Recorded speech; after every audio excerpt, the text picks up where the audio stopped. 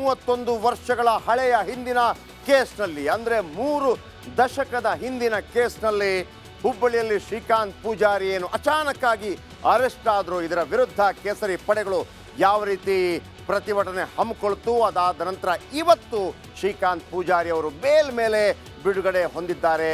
ಅವರು ಜೈಲಿನಿಂದ ಹೊರ ಬಂದಿದ್ದಾರೆ. ಬಂದ ತಕ್ಷಣ ಅವರಿಗೆ ಎಲ್ಲರೂ ಕೂಡ ಸ್ವಾಗತವನ್ನು ಕೋರಿದ್ರು.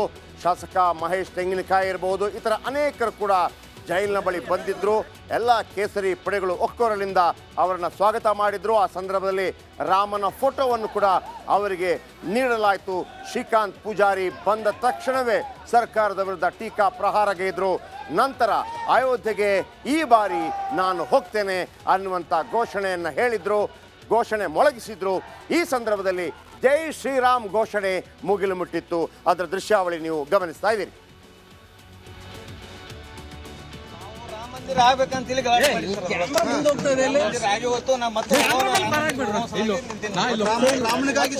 ನಾವು ರಾಮ ಮಂದಿರ ಆಗ್ಬೇಕಂತ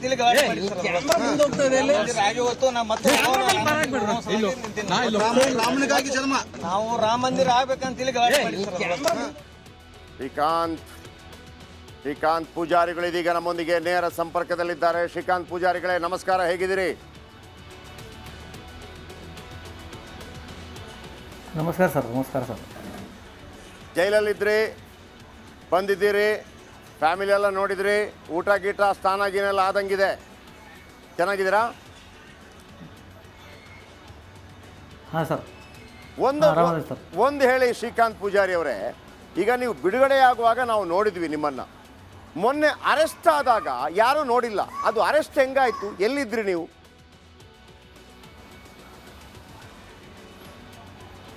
ಆ ದಿನ ಸರ್ ಮುಂಜಾನೆ ಇಲ್ಲಿಂದ ಮನೇಲಿಂದ ಹೋದೆ ಸರ್. ಮರಾಠ ಗಲ್ಲಿಯಾಗಿದ್ದೆ ನಾನು. ಮರಾಠ ಗಲ್ಲಿಯಾಗಿದ್ದಾಗ ಅವ್ರು ಬಂದರು. ನನಗೆ ಪ್ಯಾಸೆಂಜರ್ ಹಾಕೊಂಡು ಹೊಂಟಿದ್ದಾರೆ ನಾವು ಹೊಸೂರಿಗೆ. ಹೊಸೂರು ಪ್ಯಾಸೆಂಜರ್ ಬಿಡ್ಮಟ್ಟ ದಾಸಣ್ಣ ಇನ್ಸ್ಪೆಕ್ಟರ್ ಎಸ್ ಐ ಬಂದು ನಮ್ಮ ಮನೆಗೆ ರೇಷನ್ ತೊಗೊಂಬರೋದೈತಿ ಬಾ ಅಂಥೇಳಿ ಕರ್ಕೊಂಡು ಹೋದರು. ಅಂತ ನಾನು ಬರ್ತೇನೆ ನಡ್ರಿ ಅಂತ ಹೇಳಿದೆ. ಕರ್ಕೊಂಡು ಹೋಗಿ ಪೊಲೀಸ್ ಸ್ಟೇಷನ್ ಕಡೆ ಬ್ರಾಡೇದೊಳಗೆ ನಿಂದರ್ಸಿ, ಹಳೇದು ಕಾಮತ್ ಹೋಟೆಲ್ ಕಡೆ ನಿಂದರ್ಸಿ, ನಾನು ಸ್ವಲ್ಪ ನೈಟಿದ್ದು ಹಾಜರಿಯಾಗಿ ಬರ್ತೇನೆ ನಿಂದು ರೂಪ ಅಂತ ಹೇಳಿದ್ರು. ಆಯ್ತು ಹೋಗ್ಬರ್ರಿ ಸರ್ ಅಂತ ಹೇಳಿದೆ. ಬರೋ ಮಠ ಅಂದ್ರೆ 2 ಮಂದಿ ಸಿಬ್ಬಂದಿ ಹೊರಗಿಂದ ಬಂದು ಒಳಗಿಂದ ಬಂದು, ಇಲ್ಲ ನಿಂದು ಹಳೆ ಕೇಸ್ ಅದಾವಲ್ಲು ಮಾಡಿಸ್ಕೋಬೇಕಲ್ಲ ಅಂದ್ರೆ, ಇಲ್ಲಿ ನನ್ನ ಕೇಸ್ ಯಾವಿಲ್ಲ, ನಾವು ಕೇಸಿದ್ದು ಹೋಗಿ ಅದು ಇಲ್ಲ ಅಂತ ಹೇಳಿದ್ರು. ಇಲ್ಲ ನಿನ್ನ ಕೇಸ್ ಅದಾವ ಅಂತ ಹೇಳಿದ್ರು. ಇಲ್ಲಿ ನೋಡಿ, ಇಲ್ಲಿ ನೀನು ಇದು ಅದಾವು, ಇಲ್ಲಿ ಇದ್ರ ಶಾರ್ಟ್ ಒಳಗೆ ಬರ್ದೈತಿ ಅಂತೆ. ನನಗೆ ಸಮನ್ಸ ಬಂದಿಲ್ಲ, ವಾರಂಟ ಬಂದಿಲ್ಲ ಅಂದಮೇಲೆ ನಿನ್ನ ಕೂಟ ಯಾಕೆ ಬರ್ದೈತಿ ಅಂತ ಕೇಳಿದೆ ನಾನು. ಇಲ್ಲ ಅದ ನಿನ್ನ ಕೇಸ ಅಂದ್ರೆ, ನಾ ಬರೋದೇನು ಜೋರ್ದೈತಿ ಅಂದರೆ ಅಂದ್ಕೊಳ್ಳಿ. ಇಲ್ಲ ನಿಂಗೆ ಹೇಳ್ಕೊಂಡು ಹೋಗ್ತೇನೆ ಅಂದರೆ, ನಾ ಕಳುಗಳು ಮಾಡಿಲ್ಲ, ತುಡುಗು ಮಾಡಿಲ್ಲ, ನಾ ಯಾಕೆ ಬರೋಕೆ ಹೋದೆ, ಬರೋಂಗಿಲ್ಲ ಅಂದೆ. ನಾನಾಗಿ ಬರ್ತೀನಿ ಬೇಕಾದ್ರೆ ಕೇಳ್ತೇನೆ ಅಂತ ಹೇಳಿದೆ. ಅವರು ಸಾಹೇಬ್ ಕಡೆ ಹೋದರು. ಅವರು ಹೋದ್ಕೊಳ್ಳಿ, ನಿನ್ನ ಕೈ ಮುರಿಲಿ ಕಾಲು ಮುರಿಲಿ, ನಿನಗೆ ಒಳಗೆ ಹಾಕ್ತೀನಿ, ಏನು ಮಾಡಿದ್ರು ಬೇಕಾದ್ರೆ ಮಾಡ್ಕೊ ನೀನು ಅಂತ ಹೇಳಿದ್ರು. ಆಯ್ತು ತೋರಿ ಅಂತ ಹೇಳಿದೆ.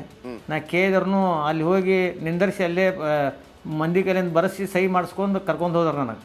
ಇಲ್ಲಿ 11 ಹಿಡಿದಾರ್ರಿ ಅವ್ರಿಗೆ ಮರಾಠ ಗಲ್ಲಿಯಾಗ ನನಗೆ. ಅಲ್ಲಿ ಕರ್ಕೊಂಬಂದು ಹೊಸೂರ್ಲಿಂದ ಕರ್ಕೊಂಬಂದು 11 ಇಲ್ಲಿ ಬಂದು ಪ್ಯಾಕ್ ಮಾಡ್ಕೊಂಡಾರೆ ಬ್ರಾಡೇದೊಳಗೆ. ಒಳಗೆ ಹಿಡ್ಕೊಂಡು ಆಮೇಲೆ ಇಲ್ಲ ನಿನ್ನ ಕೇಸ್ ಐತೆ ಬಾ ಅಂತೇಳಿ ಕರ್ಕೊಂಡು ಹೋಗಿ ಕೇಸ್ ಮಾಡಿ ಒಳಗಿದ್ರಿ ನೀವು. ಇಲ್ಲಿ ವಾರೆಂಟ್ ಸಮನ್ಸ ಜಾರಿನ ಮಾಡಿಲ್ಲ ಸರ್ ಅವ್ರು ನನಗೆ. ಓಕೆ, ನಿಮ್ಮ ಬಗ್ಗೆ ಮುಖ್ಯಮಂತ್ರಿಗಳು, ಗೃಹ ಸಚಿವರು ಇವರೆಲ್ಲ ಟ್ವೀಟ್ ಮಾಡಿದ್ರು, ನಿಮ್ಮ ವಿರುದ್ಧ 16 ಕೇಸ್ಗಳಿದೆ ಅಂತ ಹೇಳಿ. ಎಷ್ಟು ಕೇಸ್ಗಳಿಂದ ಖುಲಾಸೆ ಆಗಿದೆ? ಎಷ್ಟು ಕೇಸ್ ಇದೆ ಈಗ ನಿಮ್ಮ ಮೇಲೆ? ಏನಿಲ್ಲ ಸರ್, ನನ್ನ ಕೇಸ್ ಏನಿಲ್ಲ. ಇದು ಹೊಸದಿಗೆ ಆಗಿದ್ರಿ, ಮಧ್ಯದಿಂದ ಯಾವ ಕೇಸ್ ಇಲ್ಲ ಸರ್. ಎಲ್ಲ ಕ್ಲಿಯರ್ ಆಗಿದೆಯಾ? ಇದು ಹೊಸದಾಗಿದ್ದೀಗ. ಓಕೆ, ಈಗ ಒಳಗಿದ್ರಲ್ವ ನೀವು ಕೂಡ ಒಂದು 3 ದಶಕದಿಂದ ಹೋರಾಟ, 30 ವರ್ಷದಿಂದ ಹೋರಾಟ ಮಾಡ್ತಾನೆ ಇದ್ದೀರಿ ಬೇರೆ ಬೇರೆ ವಿಚಾರದಲ್ಲಿ. ನಿಮಗಾಗಿ ಇಡೀ ಒಂದು ಪಾರ್ಟಿ BJP, ಅದರ ರಾಜ್ಯಾಧ್ಯಕ್ಷರು, ಅದರ ವಿರೋಧ ಪಕ್ಷದ ನಾಯಕರು, ಅದರ ಶಾಸಕರು ಈ ರೀತಿ ಹೊರಗಡೆ ಹೋರಾಟ ಮಾಡ್ತಾ ಇದ್ದಾರೆ ಅಂತೇಳಿ ನಿಮಗೆ ಒಳಗಿದ್ದವರಿಗೆ ಗೊತ್ತಾಯ್ತಾ? ಯಾರಾದರೂ ಹೇಳಿದ್ರಾ? ಗೊತ್ತಿದ್ದಿಲ್ಲ ಹೇಳಿ ಸರ್. ಯಾರು ಹೇಳಿಲ್ಲ? ಒಳಗಿಲ್ಲಿ ಹೊರಗೆ ಬಂದಾಗ ಗೊತ್ತಾಗಿದೆ ಸರ್. ಹೊರಗೆ ಬಂದಾಗ ನೋಡಿದಾಗ ನೀವು ಹೊರಗೆ ಬಂದಾಗ ನೀವು ಒಬ್ಬರೇ ಬರ್ತೀರ ಅಂದ್ಕೊಂಡ್ರ, ಅಥವಾ ಅಂದರೆ ಯಾರು ಇರೋದಿಲ್ಲ ಅಂದ್ಕೊಂಡ್ರೆ ಇಷ್ಟೆಲ್ಲ ಜನ ಇರ್ತಾರೆ ಅಂದ್ಕೊಂಡ್ರ? ಇಲ್ಲ, ಇಷ್ಟು ಜನ ಇರ್ತಾರ್ರಿ, ಬರ್ತಾರನ್ನೋ ಗೊತ್ತಿತ್ತು ಸರ್ ನನಗೆ. ಓಕೆ, BJP ಅವರು ಬರ್ತಾರಂತ ಗೊತ್ತಿತ್ತು ಸರ್. ಈಗ ನನಗೆ ಭಾಳ ಕುತೂಹಲ ಇರೋದು, ನಿಮ್ಮ 2 ಲಕ್ಷ ಬಾಂಡ್ ಮತ್ತು 11 ಲಕ್ಷ ಬಾಂಡ್, ಇದೆಲ್ಲ ಯಾರು ಕೊಟ್ಟರು? ಗೊತ್ತಿದೆ ನಿಮಗೆ? ಯಾರೂ ಕೊಟ್ಟಿಲ್ಲ ಸರ್, ಯಾರೂ ಕೊಟ್ಟಿಲ್ಲ ಸರ್. ಆ ದುಡ್ಡು ಯಾರು ಕೊಟ್ಟಿದ್ದು ಮತ್ತೆ? ಯಾರು ಕೊಟ್ಟಿಲ್ಲ ಸರ್, ದುಡ್ಡು ಕೊಟ್ಟಿಲ್ಲ, ಯಾರು ದುಡ್ಡು ಕೊಟ್ಟಿಲ್ಲ. ದುಡ್ಡದ್ದು ಮಕಾನ ನೋಡಿಲ್ಲ, ಚೆಕ್ ನೋಡಿಲ್ಲ, ಏನೂ ನೋಡಿಲ್ಲ ಸರ್ ನಾನು. ಅಲ್ಲ, ಕೋರ್ಟ್ಗೆ ದುಡ್ಡು ಕೊಡಬೇಕಾಗತ್ತೆ, ದುಡ್ಡು ಕಟ್ಟಬೇಕಾಗತ್ತೆ, ಶ್ಯೂರಿಟಿ ಚೆಕ್ ಕೊಡಬೇಕಾಗತ್ತೆ. ಯಾರಾದರೂ ಕೊಟ್ಟಿದ್ದಾರೆ ಅಂತ ಮಾಹಿತಿ ಇದೆಯಾ ಅಂತ ಯಾರು ಕೊಟ್ಟಿರ್ಬೇಕು, ಇಲ್ಲಾಂದರೆ ಬಿಡುಗಡೆ ಮಾಡೋದಿಲ್ಲ. ಯಾರು ಕೊಟ್ಟಿಲ್ಲ ಸರ್. ನಮ್ಮ ಹಳೆಯಾರು ಕೊಟ್ಟಾರ, ಜಾಮೀನು ಕೊಟ್ಟಾರ, ಬಿಡಿಸ್ಕೊಂಬಂದಾರ ಸರ್. ಓ, ಬೇರೆ ಯಾರು ಕೊಟ್ಟಿಲ್ಲ, ನಿಮ್ಮ ಫ್ಯಾಮಿಲಿಯವರೇ ಕೊಟ್ಟಿದ್ದು? ಅಮೃತ ಅವ್ರು ಜಾಮೀನು ಕೊಟ್ಟಿದ್ದೈತ್ರಿ. ನಿಮ್ಮ ಫ್ಯಾಮಿಲಿಯವರೇ ಜಾಮೀನು ಕೊಟ್ಟಿದ್ದು? ಹೌದೌದು ಸರ್. ಒಂದು ಮಾತು ಹೇಳಿದ್ರಿ ನೀವು, ಹೊರಗೆ ಬಂದ ಅಮೃತ್ ಹಬೀಬ್ ಅಂತ ಹೇಳಿ ಕೊಟ್ಟಾರ ಸರ್. ಓಕೆ, ಹೊರಗೆ ಬಂದ ಹೌದು ಸರ್. ಎಷ್ಟು ವಯಸ್ಸೀಗ ನಿಮಗೆ?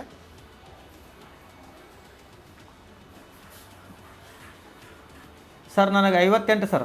58. ಅವತ್ತೆಷ್ಟು? 31 ಮೈನಸ್ 31 20.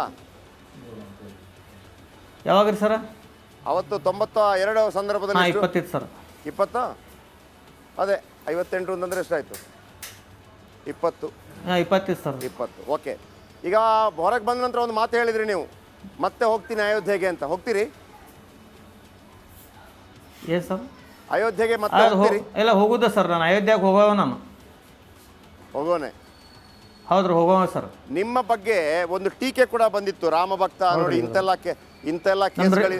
ಶ್ರೀಕಾಂತ್ ಪೂಜಾರಿ ಅವರೇ, ನಿಮ್ಮ ಬಗ್ಗೆ ಕೆಲವು ಆರೋಪಗಳು ಕೂಡ ಮಾಡಿದ್ರು ಕೆಲವರು. ನೋಡಿ ಇಂತೆಲ್ಲ ಕೇಸ್ ಇದೆ, ಏನು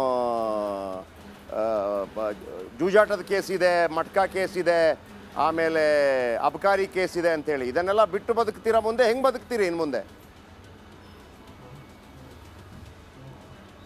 ಅಲ್ಲ ಸರ್, ನಾನು ರಿಕ್ಷಾ ನಡೆಸ್ತೇನೆ, ಅದು ಜೂಜಾಟನ ನೋಡಿಲ್ಲ, ಅದು ಓಶಿನ ಬರೆದಿದ್ದು ನೋಡಿಲ್ಲ ನಾನು. ಮತ್ತೆ ಹೆಂಗೆ ಕೇಸ್ ಬಂತು ನಿಮ್ಮ ಮೇಲೆ? ನಾನು ಇದಕ್ಕಿಂತ ಮುಕ್ಕಟ್ಟು ಟ್ರಕ್ ನಡೆಸಿದ್ದೆ ಸರ್. ಓಕೆ. ನಾನು ಟ್ರಕ್ ನಡೆಸಿದ್ದೆ. ಓಕೆ. ಇರ್ಕಲ್ಲಿಂದ ಕಲ್ಲು ಒಯ್ದಿದ್ದಿರಿ ನಾನು ಕಂಡ. ಮತ್ತೆ ಅದಕ್ಕೆಲ್ಲ ರಾಜಸ್ಥಾನಕ್ಕೆ ಹೋಗ್ತಿದ್ದೀರಿ ನಾ ಕಲ್ತು. ಅದು ನಿಮ್ದಲ್ವ ಆಗಿದ್ರೆ ಕೇಸ್ ಎಲ್ಲ? ನಮ್ದಲ್ಲ ಸರ್, ನನಗೆ ಬರ್ಯಾಕ ಬರಂಗಿಲ್ಲ ರೀ, ಓದಾಗೂ ಬರಂಗಿಲ್ಲ. ಅವ್ರಿಗೇನು ಬರ್ದು ಕೊಡ್ಬೇಕ್ರಿ? 16 ಕೇಸ್ ಇತ್ತು ನಿಮ್ಮ ಮೇಲೆ ಅಂತ ಅದಕ್ಕೆ ಕೇಳ್ತಾ ಇದ್ದೀನಿ ನಾನು. ಎಲ್ಲ ಸುಳ್ಳು ಸರ್. ಸರಿ, ಆಗಲಿ ಶ್ರೀಕಾಂತ್ ಪೂಜಾರಿ ಅವರೇ, ಒಳ್ಳೇದಾಗಲಿ ಸರ್. ಹೇಳಿ ಹೇಳಿ ಹೇಳಿ ಹೇಳಿ ಸರ್. ಹಾಂ ಸರ್, ಹೇಳಿ ಹೇಳಿ ಏನಾದ್ರು ಹೇಳಿಕ್ಕಿದೆಯಾ? ಅವ್ರದ್ದು ಕೈಯಾಗ ರಾಜಕೀಯ ಕಾಂಗ್ರೆಸ್ದವ್ರು ಐತೆ ಅಂತ ಹೇಳಿ ಅವರು ದಬ್ಬಾಳಿಕೆ ಮಾಡ್ಕೊಂತ ಹೊಂಟಬಿಟ್ಟಾರ ಸರ್. ಓಕೆ. ಅವ್ರು ಮಾಡಾಕತ್ತಾರ. ನಾಳೆ ನಮ್ಮ ಪಕ್ಷ ಬಂತಂದ್ರೆ ನಾವು ತೋರಿಸ್ತೇವೆ ಒಂದು ಕೈ ಏನೈತೆ ಅನ್ನೋದು. ಅವಾಗ ನಿಮ್ಮ ಹಿಂದೆ 2 ಸಲ ಬಂದಿತ್ತಲ್ಲ ಪಕ್ಷ, ಅವಾಗ ಅವ್ರೇನು ಹೆಲ್ಪ್ ಮಾಡಿಲ್ವಾ?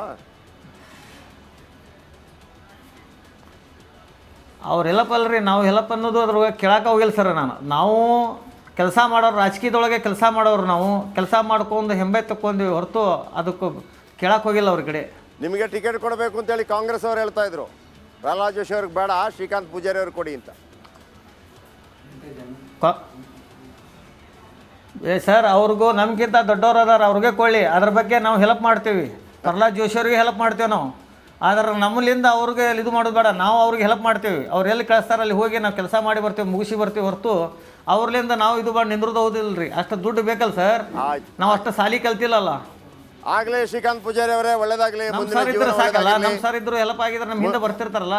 ಖಂಡಿತ ಮುಂದಿನ ಜೀವನ ಒಳ್ಳೇದಾಗಲಿ. ಶ್ರೀಕಾಂತ್ ಪೂಜಾರಿ ಅವರೇ, 22ನೇ ತಾರೀಕಿಗೆ ನೀವು ಕೂಡ ಹೋಗ್ತೀರಿ ಅಂತ ಅಂದ್ಕೊಂಡಿದ್ದೀನಿ, ಅಥವಾ ನಂತರವಾದರೂ ಹೋಗ್ತೀರಿ ಅಂತ ಅಂದ್ಕೊಂಡಿದ್ದೀರಿ. ನಿಮ್ಮ ಹೋರಾಟ ಅವತ್ತು ಮಾಡಿದ್ರಿ, ಇವತ್ತು ಶ್ರೀರಾಮಚಂದ್ರನ ಭವ್ಯ ದೇಗುಲ ನಿರ್ಮಾಣವಾಗ್ತಾ ಇದೆ. Thank you very much Republic Kannada ಜೊತೆ ಮಾತನಾಡೋದಕ್ಕಾಗಿ ಶ್ರೀಕಾಂತ್ ಪೂಜಾರಿ ಅವರೇ.